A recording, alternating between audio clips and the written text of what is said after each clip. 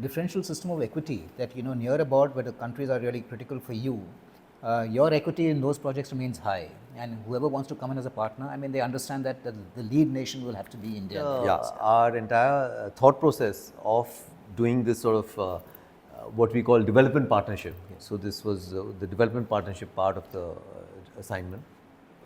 Actually starts with Mahatma Gandhi's sort of philosophy of sort of, when we fought for independence, it wasn't just our independence. Afterwards, it was sort of we were proponents for the entire decolonization of Africa. We were really in the forefront in that, with a lot of contribution that is done, not enough recognized. So in that sense, and then the broader global vision of what we've been talking about, Vasudhaiv Kutumbakam, that the world is one family. So whatever we have got, we have benefited. There's no need for the rest of the developing world to sort of reinvent the wheel.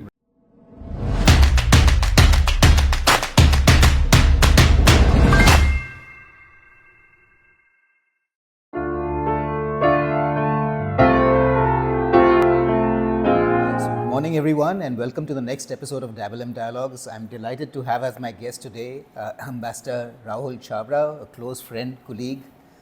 We did time together in the United States at the embassy in Washington DC, where Rahul was initially the Minister for Congressional Liaison and played an important role in our nuclear deal that was came about at that time. And thereafter, he continued as a Minister for Press, Information and Culture, Minister PIC as they call it. From there, in fact, he went on to become the DCM, the Deputy Chief of Mission in Beijing, where he served with then Ambassador Jaishankar. Then came back to Delhi as a Joint Secretary, Central Europe. And then went on to Nairobi as ambassador over there, and also was covering Somalia, if I'm not mistaken. That's right. And finally came back to Delhi as the Secretary Economic Relations, where played quite a pivotal role in framing our economic engagement with a wide variety of nations that we engage with on a daily basis practically. So today I thought we'll start our conversation, Rahul, with the Horn of Africa. Yeah? And it's an interesting space from a maritime standpoint, primarily because of the piracy issue. I'm sure you must have seen it from close quarters. So can you tell our viewers a little bit about the trajectory of, maybe a little bit about the genesis and how it sort of played out, both not from a maritime standpoint and from a political standpoint also, as the number of players who jumped in. And what do you see is the prognosis? What are the trajectory it's going to take in times to come? Thank you, Monty, firstly, to welcoming here on your Dabble and Dialogues. It's a pleasure to be here on this show and to speak to your viewers. Somalia. So basically, I think it's a two-sided sort of issue. One, of course, it's run by the country Somalia. It's pretty fragmented and run by different clans in pretty much that manner. So the governor of a province is really like the chieftain of a clan, and they have their own networks, the way they work, the way they operate. So in fact, you've seen some parts also sort of tending to split from there. So that's another issue happening on that political front. And the second main reason is economic. I mean, it's really abjectly poverty. They aren't seeing any great development because of this sort of infighting amongst themselves. And of course, now a lot of the big players are all there. Because it's extremely rich, firstly, in marine resources. Right. So that's where it actually comes in. In fact, the Chinese have a huge embassy there, and they have a lot of fishing rights that they've been granted. So they function out of what we call the green zone, pretty much like. That's the only place sort of safe anywhere in Somalia, and even in Mogadishu, you can't really step out of it. So I've been there on more than one occasion. So you sort of stay in the green zone, and if you move out in an armored convoy, literally like the president of a country sort of thing. So otherwise, so lots of players are involved there, have a presence there. We also have our interests, obviously, because fishery is just off our coast in terms of the piracy issue, the resources that are there, and we have now started at the embassy in Nairobi what we call a Somalia cell, so to speak. Okay. So there's a small contingent of one officer, 2-3 staff to support him and all that, to start functioning out of Nairobi, but dealing exclusively with Somalia, rather than how the system was a few years back when I was there. So we at that time only used to go there once in a while. I strongly recommended that this happen. I'm happy to see that it all fructified now, a few years later. So, could you also walk us through slightly with our relationship with Somaliland? You know, in a sense that Berbera has turned out to be quite a large port and a key access into Ethiopia also. And we've sort of at times tried to walk a fine line between, you know, maintaining our relations with Somalia and Somaliland. So, how does that really work out? See, politically, we aren't really supposed to have any relationship officially with Somaliland. So, whatever sort of informal or unofficial channels are there, because Somaliland really isn't still a recognized country, so to speak, by any large number of countries. So, therefore, we can't actually engage with them on an official basis. So, it all remains a very informal network and channels. Otherwise, we only deal with the government in Mogadishu. Which is getting more and more impoverished, whereas Somaliland seems to be moving forward with a lot more international partners and being more forward-looking. In fact, even placing their representatives in different countries. So a lot of activity is happening there, but we are still being cautious and sort of treading the traditional diplomatic line. I mean, we don't want to be ahead of ourselves, so to speak. So let's, you know, move on to your tenure as the Secretary Economic Relations. And if you can tell us broadly and tell our viewers as to what firstly would be the broad tenets of your job in that, I mean, what does really involve? And how do we go about our economic engagement with nations? Is there, I mean, how does the prioritization, how do projects sort of fructify, how do they work? How are resources allocated? And how do you sort of maybe monitor to see that, you know, the desired effects or whatever you had thought through, whether there is a coherence in what the plan is and what actually happens when resources are allocated? Monty, firstly, I mean, just to explain, as Secretary Economic Relations, all that you explained was just one part of the job. Yeah. So we aren't even getting into the other part of it. So since we want to focus on this part of it, this itself is a pretty large portfolio and probably one of the more important parts of the job is Secretary Economic Relations. Just to explain to the viewers that basically our entire thought process of doing this sort of what we call development partnership. So this was the development partnership part of the assignment. Actually starts with Mahatma Gandhi's sort of philosophy of sort of, you know, when we fought for independence, it wasn't just our independence. Afterwards, it was sort of we were proponents for the entire decolonization of Africa. You know, we were really in the forefront in that with a lot of contribution that is done, not enough recognized. So in that sense, and then the broader global vision of what we've been talking about, Vasudhaiv Kutumbakam, that the world is one family. So whatever we have got, we have benefited. There's no need for the rest of the developing world to sort of reinvent the wheel. Right. It's so basic what we have done, we have got this thing going that we are ready to share it, and it's really in the sense of what we've been talking all the time over so many decades about appropriate technology.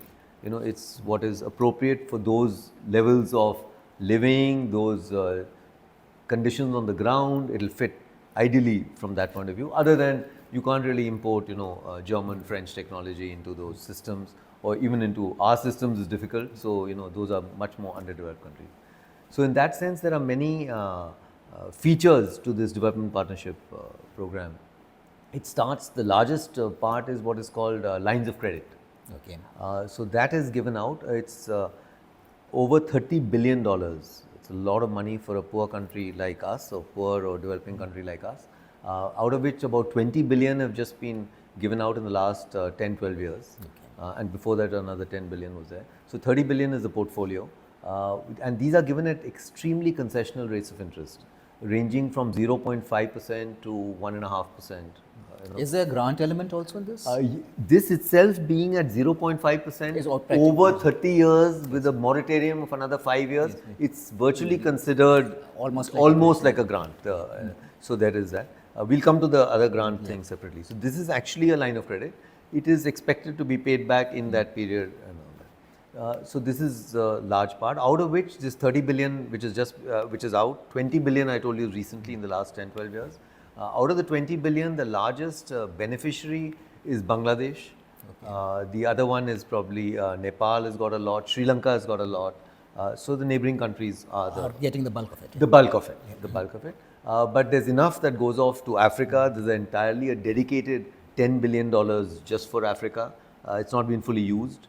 We can talk about all that later, why it doesn't get used and all that. It also gets used in Latin America, and it gets used in the ASEAN, which we call the CMLV countries, Cambodia, Myanmar, Laos and Vietnam. So the countries that really need a little more. What about the Southern Pacific or in the Pacific Island They regions? also use it. Okay. Now, that's all in the last 8-10 years. It's now that focus has started. But otherwise, it's going out to all these other countries. There are about 600 projects on these lines of credit that are going on and have finished also, maybe many of them. Then the second part of the amount, which is the amount may not be large, but it's a huge thing in terms of capacity building. Okay. It's called the ITEC program. That actually started in 64. Okay. So it's going on from 1964. There are over 300 courses in over 100 institutes in India. And these are all well-recognized institutes, including some of the IITs level and that sort of professional levels, medicine and all sorts of courses. You can imagine. Roughly numbers, what sort of numbers are we talking about? Yeah, we are talking about at least about roughly, just ITEC pure is over 13,000 per year. Per year. These are fully paid scholarships, right, including airfare, book allowance, clothing allowance, and a little bit of pocket money type of thing. Reasonably generous sort of. So after the 13,000, there's another 4,000 ICCR scholarships every year. So that's totaling to 17,000 already. And then there was about another 1,000, 2,000 of IAFS, India Africa Forum Summit. That's Africa specific. Africa specific, another. Okay. So that has now died down because we've met our commitments under the IAFS, which was given. So that's over sort of in that sense. And the ITEC includes military?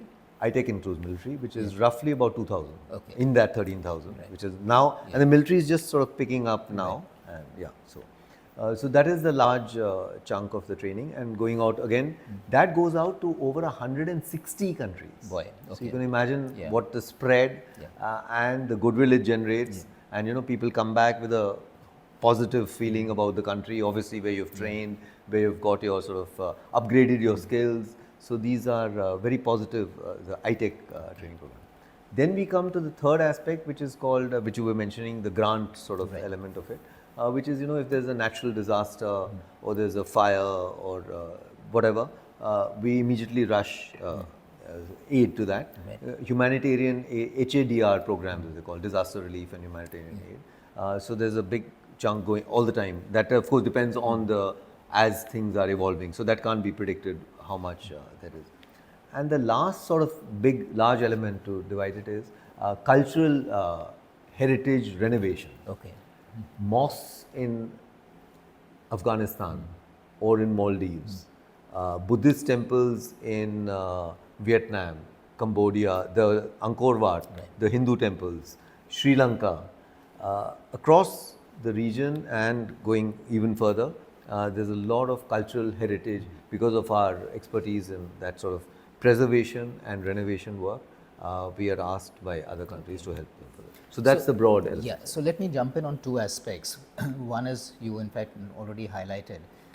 See, 300 projects I think you mentioned roughly. Yeah. So 300 projects, I mean, how do you monitor firstly? I mean, I'm sure your department is not that, large to monitor in each of these 300 projects in great detail. So what are the mechanisms sort of you ensure that, you can monitor the progress and see whether, the desired effects are coming in as initially planned?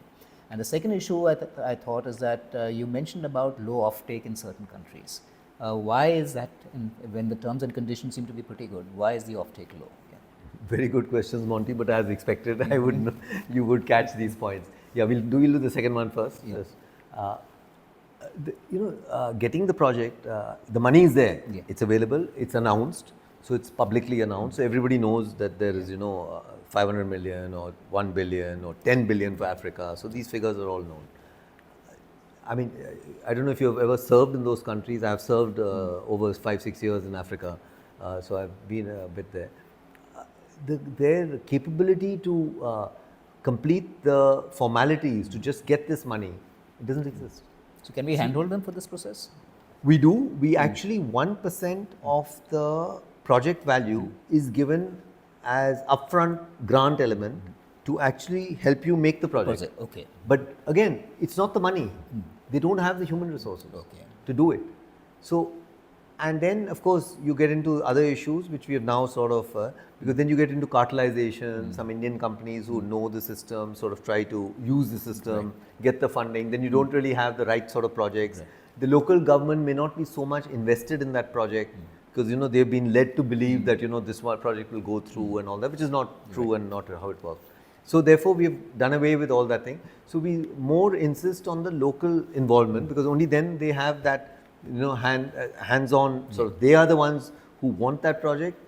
So we don't impose that it'll be a water drilling or we'll do some sort of dairy farming, or it's what you want, what you think is appropriate. You are the beneficiary and you got to repay this loan. Yeah. And is there a requirement that it has to be executed by an Indian company? It has now become. Okay. It has now become a requirement that a large portion of the funding has to be used within India. Within At least 75%. It's now, in the last few years, it's become. And the other issue regarding monitoring, I mean, so... There, in fact, you're right that we don't have the capability to really monitor those projects on the ground there. So we haven't yet got into a system of having an independent monitoring agency, which of course the UN uses and many other use. There are big companies in India itself, based out of Delhi, who deal with this sort of issues. But we depend upon our embassies a lot. So the ambassador, he has his junior officers. So they visit the site, but they are also not really experts. And they get transferred, they get moved. So that is a little weakness in our system, which needs to be looked into to sort of improve the efficiency of this delivery mechanism of the projects once they start rolling.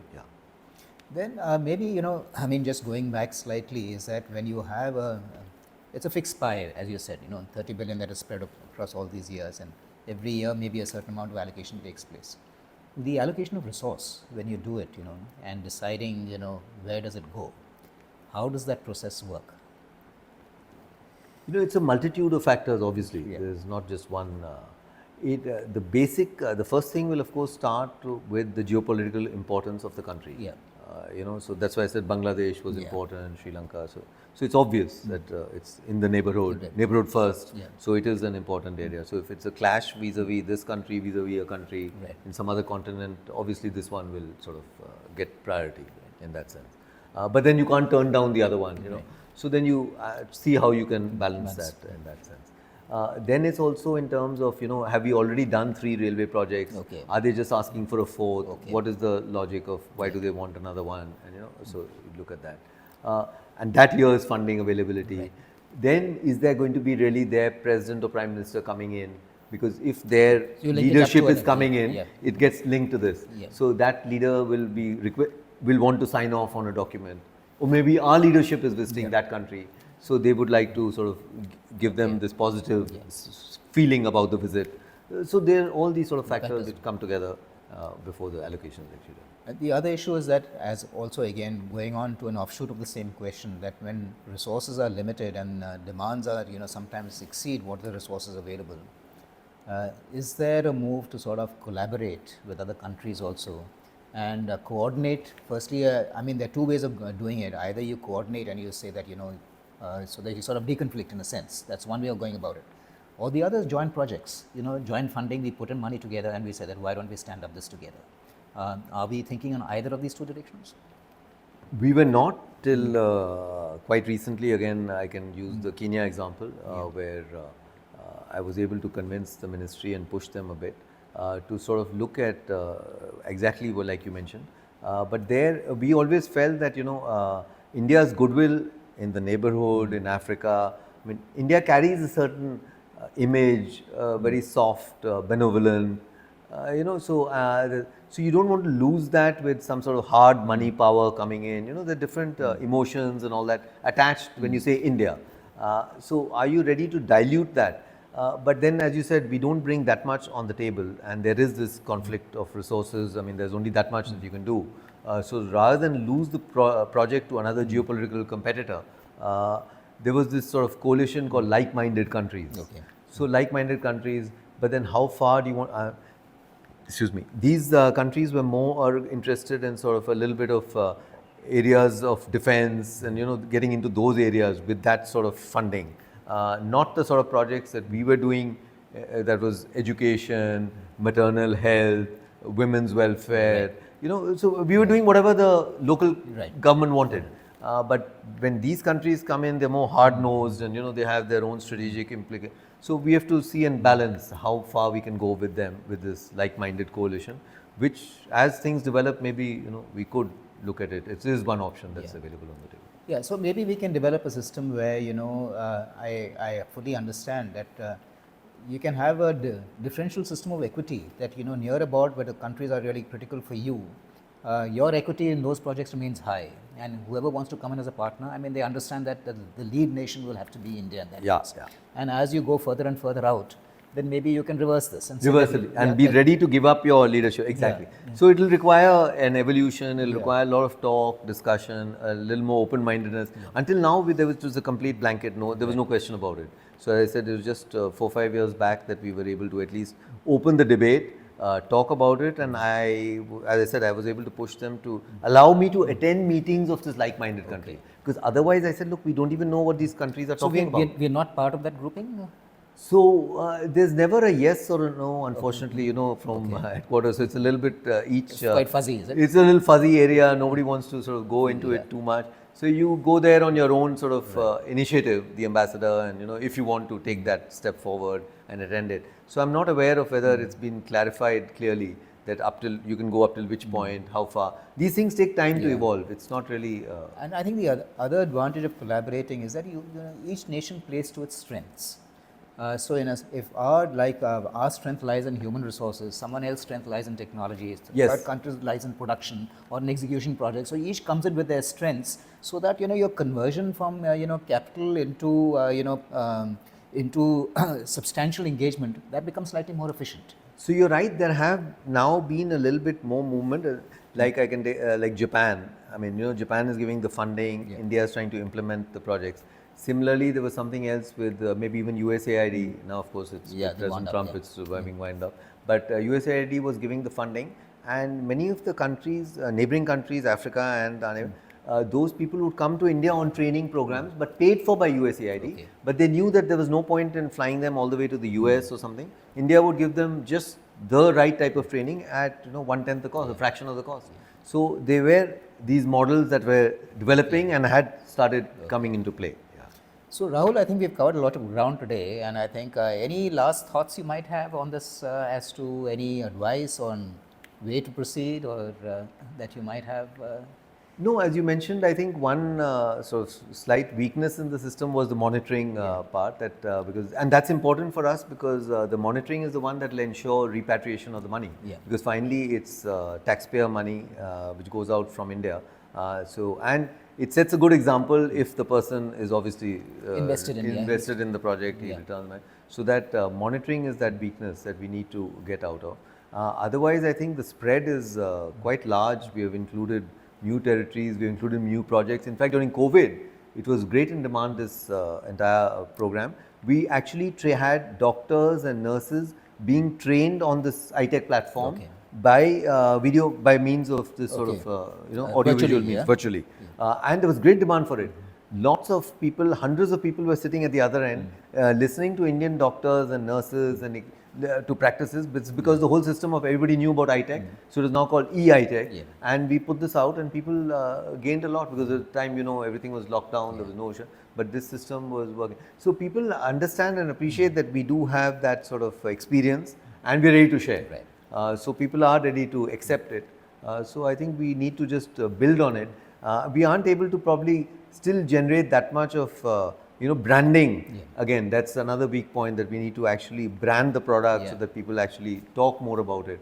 But I guess one way is what you're doing. So if this gets out a little more, then maybe. Yeah, that, and I think we've already done a previous episode on this, and I intend to see how we can sort of drive that even forward. that branding is important. Like, the BRI, for example, is a Correct. brand you've created. Correct. And I was wondering whether, we won't discuss it right now, but we can save this for a later episode. Is, we started with Sagar and now we've created Mahasagar. Whether you can, make Mahasagar as an equivalent brand as the BRI, that it has to be raised to that level that, So there's a linkage straight away. When you talk India, you look at a product, that is, at least not exactly a product, but a slogan or something like that, correct.